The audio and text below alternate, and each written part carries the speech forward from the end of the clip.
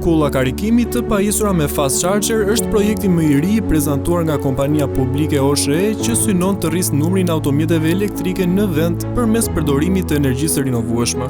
Gjatë fjalës së tij, kryeministri Edi Rama e cilësoi këtë nismë si një hap të ri drejt inovacionit në sektorin e energjisë, duke afruar Shqipërinë me standardet e Bashkimit Evropian.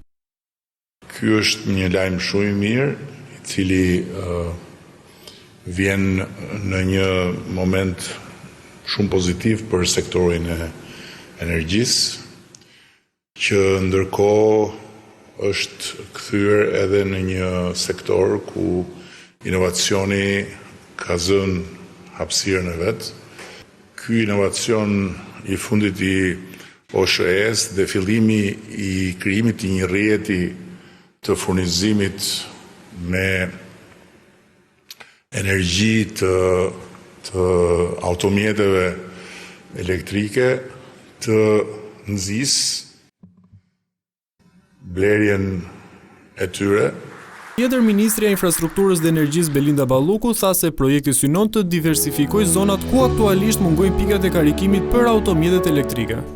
Analizat tregojnë se rrjeti aktual i pikave të karikimit në Shqipëri është ende i kufizuar dhe i përqendruar në Tiranë, duke lënë boshllëqe të mëdha në qytete të tjera, korridoret kombëtare, pikat hyrëse, kufitare, por për më shumë në zonat turistike.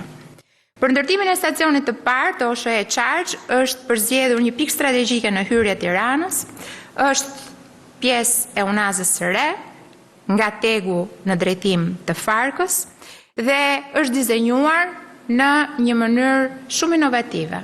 Do të ketë 10 kulla karikimi fast charger, në të cilat në të njëjtin moment mund karikohen për pak minuta 20 automjete. Kryeministri Rama gjeti rastin dhe për të thënë se vitin e ardhshëm do të nisë vendosja e 350.000 matësave inteligjent që do të reduktojnë ndjeshëm humbjet në rrjet. Ai gjithashtu ndalte tek pagat e punojësve të OSHE, ku do të ketë rritje të posaçme për elektricistët dhe inxhinierët e kompanisë.